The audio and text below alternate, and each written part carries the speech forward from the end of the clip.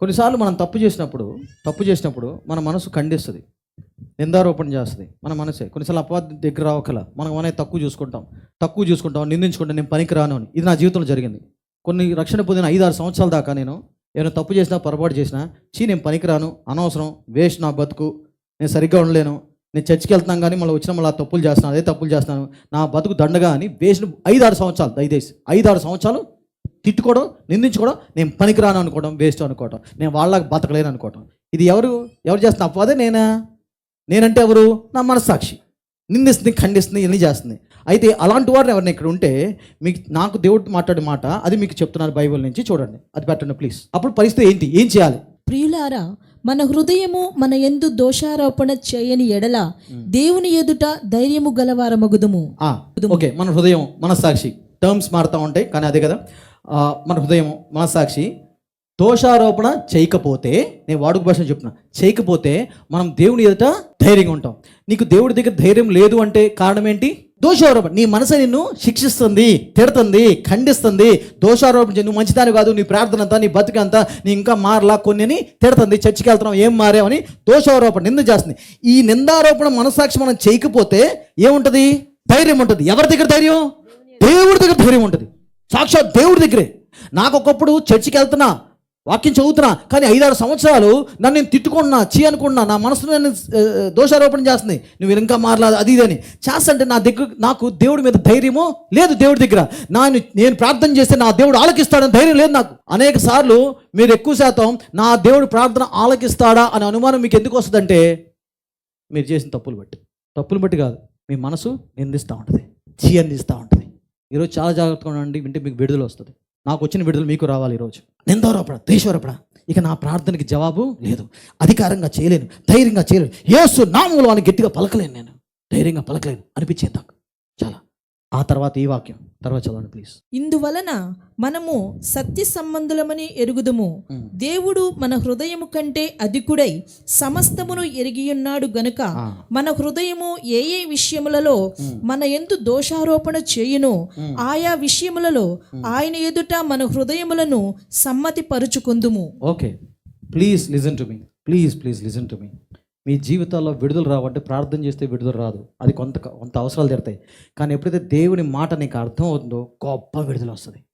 మనం చాలాసార్లు అనుకుంటాం యేసునామములో అపవాది పోతే విడుదల అనుకుంటాం, అది కొంతవరకు కరెక్టే.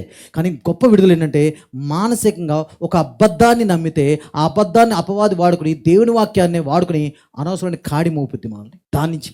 అందుకని అంటారు, వాక్యం మిమ్మల్ని స్వతంత్రం చేయదు, సత్యం మిమ్మల్ని స్వతంత్రం చేస్తుంది. Word of God will not free you. దేవుని మాట వాక్యము మిమ్మల్ని స్వతంత్రం చేయదు, సత్యం మాత్రమే స్వతంత్రం చేస్తుంది. ఎందుకంటే అందరూ దేవుని వాక్యం నమ్ముతారు. దేవుడు అందరూ అన్నారు. ఏ దేవుడు అంటే సరిగ్గా తెలియలా. యేసు ప్రభు దగ్గరకు కూడా అపవాది వచ్చి వాక్యమే మాట్లాడింది కరెక్ట్గానే. కానీ ఆ వాక్యంలో ఉన్న సత్యం యేసు ప్రభు తెలుసు కాబట్టి దాని నుంచి జయించగలిగాడు. ఇక వాక్యం తెలియడం ముఖ్యం కాదు, సత్యం తెలియడం ముఖ్యం. ఇక్కడ చూడండి, ఎవరిని నిందిస్తుంది? మన మనసే మనం నిందిస్తుంది. దానివల్ల దేవుడి దగ్గర మనకి ధైర్యము లేదు, ఎందుకంటే మన తప్పులు, పొరపాట్లు దీన్ని బట్టి ఉంటాయి. అయితే ఇక్కడ ఏం రాసిందంటే, దేవుడు మన హృదయం మనం నిందిస్తుంది. ఇక్కడ చూడండి, దేవుడు మన హృదయము కంటే అధికుడై. చాలు, ఇచ్చుడు. నీ హృదయం నిందిస్తుంది, దోషారోపణ చేస్తుంది. నీ పొరపాట్లు బట్టి, తప్పులు బట్టి దోషారోపణ చేస్తుంది నీ హృదయం. అక్కడ వాక్యం ఉంది, నీ హృదయం కన్నా ఎవడు గొప్పోడు? దేవుడు గొప్పోడు. అంటే దేవుడు మాట వింటావా? నీ హృదయం మాట వింటావా? చాలా జాగ్రత్తగా. దేవుడు మాట వింటాడు. దేవుడు ఏమన్నాడు? నా జీవితంలో గుర్తుంచుకున్నప్పుడు నా సాక్ష్యం చెప్తా. ఒకప్పుడు నా జీవితంలో నేను తప్పులు చేసినప్పుడు, పొరపాటు చేసినప్పుడు నాకు మంచిగా బతకాలని ఉంది. చూడండి, ఈ వాక్యము ఎవరికి వర్తిస్తుందంటే మంచిగా బతకాలి, నీట్గా ఉండాలి, సాధించాలి, ముందుకెళ్ళాలి అలాంటి వాళ్ళకి. కొందరు దేవుని కృప తీసుకుని అలసటగా చూసుకుని తప్పుడు పనులు చేసుకుంటూ దేవుడు క్షమిస్తాడులే ఉంటారు, వాళ్ళకి వర్తించదు ఈ వాక్యం. కానీ ఎవరికైతే దేవుడి కోసం బతకాలి, దేవుడిలాగా ఉండాలి, ముందుకు ఉండాలి, మంచిగా ఉండాలి, నేను పడిపోయిన లగాలి, మంచిగా ఉండాలని కోరుకుంటుందో వాళ్ళు పడిపోయినను ఇది వాక్యం వర్తిస్తుంది. నాకేమో ఆశ ఉంది, దేవా నీలా బతకాలి, చర్చికి వెళ్తున్నాను, మంచిగా ఉండాలి, ఇంకా గొప్పగా ఉండాలి, విశ్వాసంలో బతకాలి, అన్నీ ఉన్నాయి, కానీ పడిపోతున్నా, తప్పుడు పనులు చేస్తూ తప్పుడు ఆలోచనలతో కొన్ని పడిపోతున్నా. అప్పుడు నిందించుకున్నా. అప్పుడు ఈ మాట ఏముందంటే, నీ హృదయం ఉందే, నేను నిందిస్తుంది కదా, ఈ హృదయానికన్నా దేవుడు గొప్పోడు. అయితే నీ హృదయం మాట వింటావా, దేవుడి మాట వింటావా? ఓకే, సరే, దేవుడు ఏం చెప్తున్నాడు? ఓకే, నా హృదయం కన్నా దేవుడు గొప్పోడు. సో నా హృదయం మాట కాదు, దేవుడి మాట. నా హృదయం నిందిస్తుంది, ఖండిస్తుంది, నువ్వు పనికిరామంటుంది. ఈ దేవుడు ఏమంటున్నాడు? దేవా, నువ్వేమంటున్నావు? నువ్వు నీతిమంతుడివి, నిన్ను అభిషేకించాను, నువ్వు నా వారసుడివి, నా నీతిని స్వతంత్రించుకున్నావు, నేను ఉచితంగా ఇచ్చాను, పాతవన్నీ గతించను, సమస్తము నూతనం ఆయన. లేకు, తేజరులేము, బయలుదేరు, చేసావా మర్చిపో, మళ్ళా ముందుకెళ్ళు, ముందుకెళ్ళు. ఎప్పుడు కూడా నా దేవుడు ముందుకెళ్ళమనే చెప్పాడు, కానీ వెనక్క తగ్గమల్లా, చీతు వల్ల. కానీ నా హృదయం ఏం చెప్తుంది? నువ్వు పనికిరావు, వేస్ట్, మానేయాలటం, దండకు నువ్వు. ఇది నా హృదయం. నా హృదయం కన్నా దేవుడు గొప్పోడు. ఎవడు మాట అనాలి? దేవుడి మాట అనాలి. అప్పుడు నాకు విడుదల వచ్చింది. విడుదల వచ్చిన తర్వాత తప్పులు చేయలేదా? చేసిన రోజులు ఉన్నాయి. అయితే ఏంటి, ఒక తప్పు చేస్తే నా బతుకు మారిపోయింది. అప్పుడు దాకా తప్పులు చేస్తే క్షమించు ప్రభా, ఇంతేనా బతుకంతా, ఎప్పుడు పాపాలు ఒప్పుకోవటాలే. అప్పటి నుంచి నేను పాపాలు ఒప్పుకోవడం మానేసి దేవుని నీతిని ఒప్పుకున్నా. నేను నీతిమంతుడిని, దేవుని నీతిని స్వతంత్రించుకున్నాను. నేను దీవించబడిన వాడిని, ఆశ్రయించబడిన వాడిని. ఆయన నన్ను పిలిచాడు, నన్ను ప్రేమిస్తున్నాడు, నన్ను క్షమించాడు, నన్ను పోషిస్తాడు. యెహోవా నా కాపరి, నాకు లేమి కలగదు, నేను ఆయన వారసుని, ఆయన జతపడేవాడిని. ఇట్లా చెప్పుకోవడం స్టార్ట్ చేశా. ఎందుకంటే వాక్యం సెలవిస్తుంది, నా హృదయం కన్నా దేవుడు గొప్పోడు అని.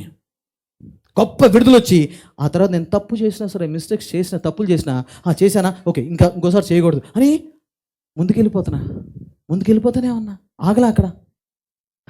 అది గొప్ప విడుదల వచ్చింది నాకు. నీ హృదయం కన్నా గొప్పోడు దేవుడు. మనస్సాక్షి చాలా ముఖ్యమైనది. దేవుడు వాక్యంలో ఉన్న సత్యంతో నీ మనస్సాక్షిని మార్చుకో, అంతేగాని తప్పుడు బోధలతో కానే కాదు.